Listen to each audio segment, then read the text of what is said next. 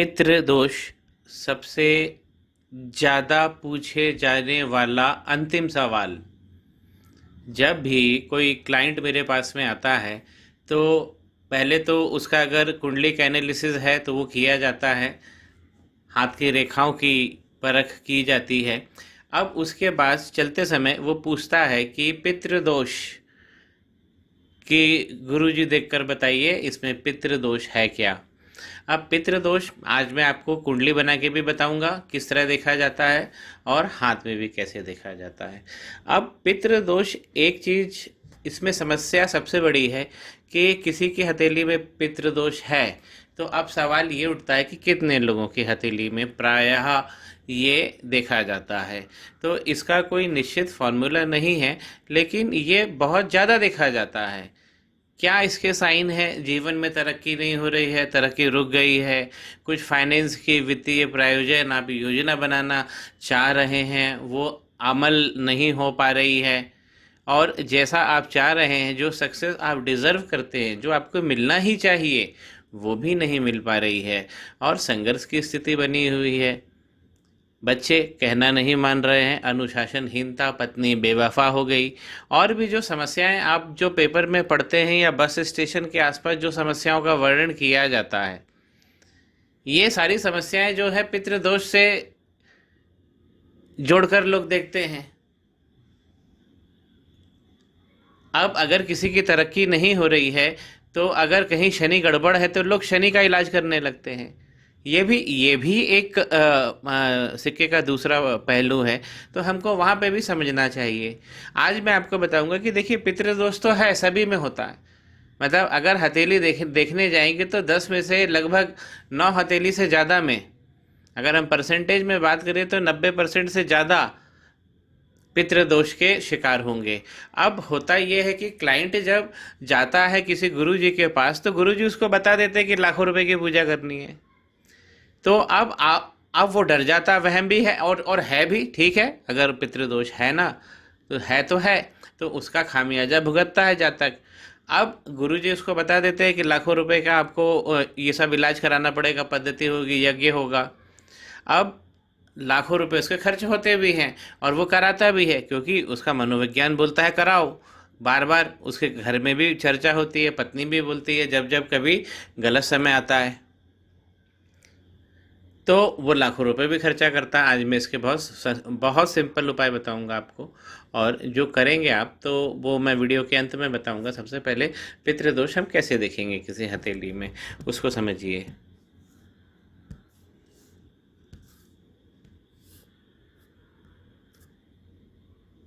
तीन मेजर रेखाएं हैं हमारी हथेली में। ये जीवन की रेखा, ये माइंड की रेखा और ये हेल्थ की रेखा, जिसे हम हार्ट लाइन कहते हैं। अब यहाँ होता है मंगल का पर्वत और यहाँ होता है शुक्र का पर्वत। ये नीचे शुक्र बने हैं और यहाँ मंगल बने हैं। कोई भी लाइन जो मंगल के पर्वत से निकलकर और लाइफ लाइन को काटती हुई सेंटर ऑफ द हथेली, सेंटर ऑफ द पाम पहुंचती है मध्य क्षेत्र में, तो वो राहु की लाइन कहलाती है। अब राहु अफेक्ट क्या करेंगे? राहु हमारे पिता को अफेक्ट करेंगे पितृदोष में। तो फॉर्मेशन आप समझिए, जो सूर्य का पर्वत है, जो उंगली में हमारी अनामिका के नीचे होता है, ये गड़बड़ हो जाता है पितृदोष में। अगर ये वाला पर्वत गड़बड़ है, कोई लाइन अगर मिटी है, ऐसी टेढ़ी मेढ़ी, माफ़ कीजिए, टेढ़ी मेढ़ी हो गई है या कट के चल रही है, तो भी ये पितृदोष की निशानी है। तब इसमें होता क्या है कि राहु जब ये मंगल क्षेत्र से और जीवन रेखा को काटते हुए चलते हैं, अगर सूर्य की तरफ उन्होंने देख भी लिया, इस लाइन ने देख भी लिया, तो भी ये पितृदोष है। इस लाइन ने सूर्य की लाइन को काट दिया, इस प्रकार ये लाल, ये सूर्य लाइन है, इस प्रकार काट दिया, तो भी पितृदोष है। तो क्या हो गया है? राहु एक्टिव हो गए हैं। तो राहु लाइन होगी, और अगर सूर्य पर्वत की तरफ देख भी रही होगी, अगर इस तरफ उसका रुख होगा, अगर वो लाइन छोटी भी होगी, तो आप देखेंगे कि सन जो है हमारा सूर्य का पर्वत वो बिगड़ जाएगा, उस पे उसकी छटा बिगड़ जाएगी, उसकी लाइन बिगड़ जाएगी, वो दब जाएगा। और मित्रों, जब जब सूर्य दबता है तब तब उसके बगल में बैठा हुआ बुध भी गड़बड़ हो जाता है। खैर, आज हम बुध पे बात नहीं करेंगे। तो राहु की लाइन आपको मिलेगी जो सूर्य पर्वत की तरफ देख रही है। इस प्रकार ये हो गया पहला साइन। अच्छा, दूसरा साइन क्या है इसका कंफर्म होने के लिए कि पितृदोष है, गुरु जो है गड़बड़ रहेंगे। यहाँ गुरु बैठते हैं हमारे, ये प्रथम उंगली है हमारी जिसे हम फोर फिंगर कहते हैं, और उसके नीचे का जो पर्वत है ये हमारे यहाँ आचार्य बृहस्पति बैठते हैं। अगर बिल्कुल केंद्रित भाव से औसत से भी अच्छे उठे हुए हैं तो कोई दिक्कत नहीं है, लेकिन बहुत ज़्यादा दब गए हों या शनि की तरफ वो देख रहे हों, इसमें भी है। देखिए इस पिक्चर में भी, जैसे यहाँ का जो केंद्रीय भाव उठा हुआ है और ये शनि की तरफ खिंच गया है, तो गुरु भी पीड़ित हो। ये तो खैर छोटा सा साइन है, लेकिन गुरु के पर्वत पे बहुत सारी आपको काट फाट लगेगी, या कोई लाइन कटी हुई दिखेगी, या लाइन कोई काली हो गई होगी, तो इस तरह की, या मंगल से कोई लाइन निकल कर इस तरफ दिखेगी, तो उसमें भी गुरु पीड़ित हो जाते हैं। तो जब जब गुरु पीड़ित होंगे और जब जब सूर्य पीड़ित होंगे तो ये पितृदोष लगेगा। अब अगर हम हाथ देखना चलें तो मैंने बताया कि 90% से ज़्यादा लोगों के हाथ में राहु की रेखा होती है। राहु से हम बच नहीं सकते। भारत के लोग जहाँ गर्म जलवायु में रहते हैं, राहु गर्म जलवायु में बहुत एक्टिव होते हैं। एक तथ्य आज मेरे को याद आ रहा है मित्रों, मैं शेयर करना चाहता हूँ। राहु गर्म जलवायु में बहुत एक्टिव होते हैं। अगर कोई व्यक्ति राहु से पीड़ित है और वो ठंडे प्रदेशों में चला जाए तो उसके राहु शांत हो जाते हैं। इसीलिए आपने देखा होगा कि जो ठंडे प्रदेशों में रहते हैं वो लोग के पास में धन बहुत होता है, क्योंकि वहाँ राहु, अगर हम कम तापमान में चले जाएं तो राहु पूरे निष्क्रिय हो जाते हैं। तो पितृदोष देखने के लिए हमें राहु की लाइन देखना पड़ेगी। अगर हम इस हथेली में देखते हैं जो हमें काफ़ी साफ सुथरी दिख रही है कि राहु की लाइन है या नहीं है, देखिए देखिए यहाँ से निकल रही है, ये लाइन है राहु की, यहाँ लाइन है देखिए। हाँ, एक चीज़ और है कि अगर लाइन सूर्य पर्वत तक पहुँच जाए राहु की लाइन, तो तब सूर्य को और तगड़ा कर देती है, जैसे इस हथेली में दिख रहा है।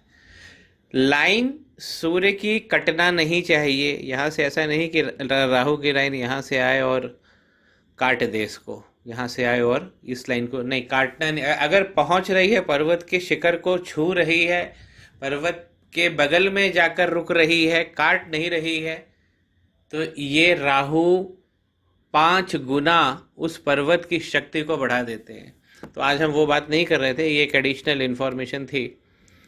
तो पितृदोष में सबसे पहले आपका सूर्य ये गड़बड़ हो जाएंगे, कहाँ से? ये राहु की लाइन से।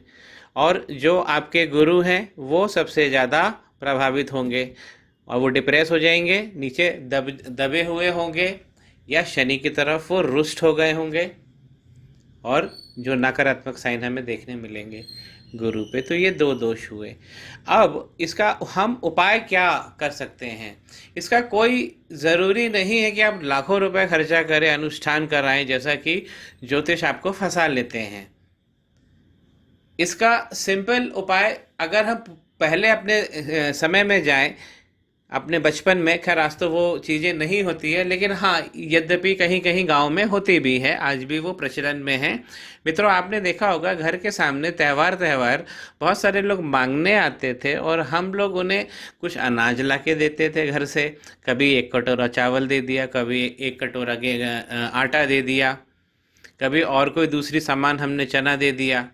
तो और वो अपने झोले उसके पास 3-4 झोले होते थे और उसमें वो रख लेता था। तो इस प्रकार अनाज दान करने से मित्रों इसमें बहुत फ़र्क पड़ता है। और जब जब आप अनाज दान करेंगे तब तक आपके पितृ ऋणों से छूटेंगे, पेंडिंग कर्मास खत्म होंगे, और आप देखेंगे राहु की लाइन और आपकी अर्निंग ये इम्प्रूव हो जाएगी। दूसरा उपाय इसका है कि अमावस्या के दिन, अमावस्या देखिए इसीलिए अमावस्या आती है कि हम अपने शक्ति को, आंतरिक शक्ति को पहचानें, और महीने में 1 दिन हम अपना काम बंद रखें और 1 दिन हम पितरों को समर्पित रखें अपनी भावनाओं को।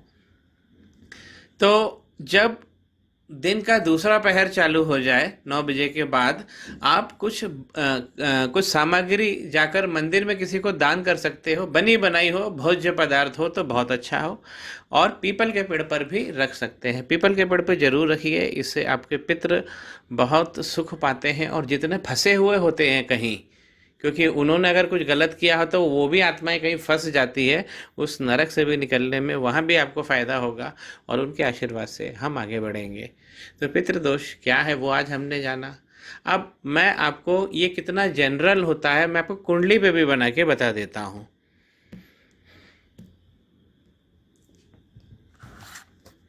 कुंडली के 12 भाग होते हैं।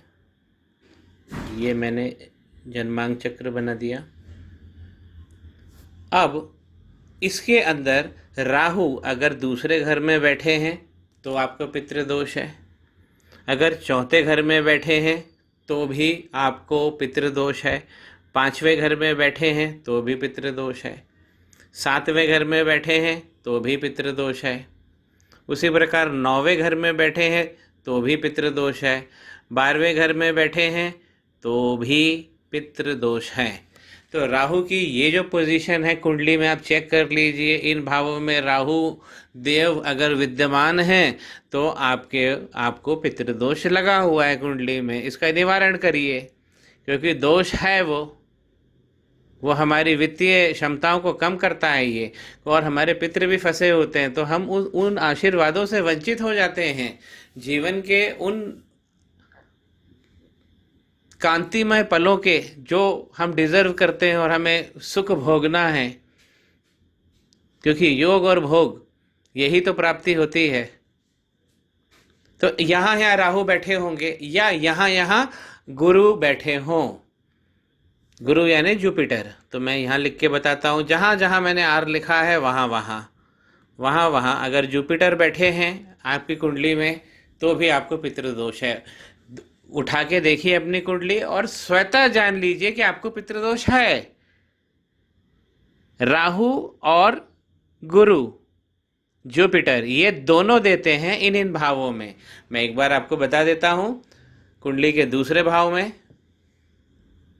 कुंडली के दूसरे भाव में, कुंडली के चौथे भाव में, कुंडली के 5वें भाव में, कुंडली के 7वें भाव में, कुंडली के 9वें भाव में और कुंडली के 12वें भाव में राहु देव हो या गुरु प्लैनेट की यहाँ पे प्लेसमेंट हो तो कुंडली में इस प्रकार हम देखते हैं। मित्रों, आशा करता हूँ कि आपको ये पितृदोष आपको समझ में आया होगा।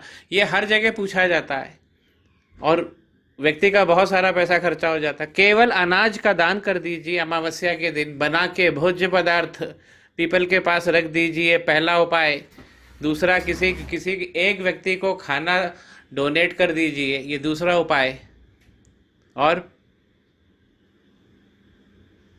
सबसे अच्छा है कि अमावस्या के दिन ये कैलेंडर में मेंटेन करके रखा जाए कि हमको जब सूर्योदय हो जाए तो उसके पश्चात दूसरे पहर में हमें सामग्री दान करनी है। खीर जरूर डोनेट करें, इससे जमीन आसमान का अंतर आपके जीवन में आएगा। आशा करता हूँ मित्रों ये वीडियो आपको पसंद आया होगा। श्री गणेशाय नमः। माँ सरस्वती नमस्तुभ्यम।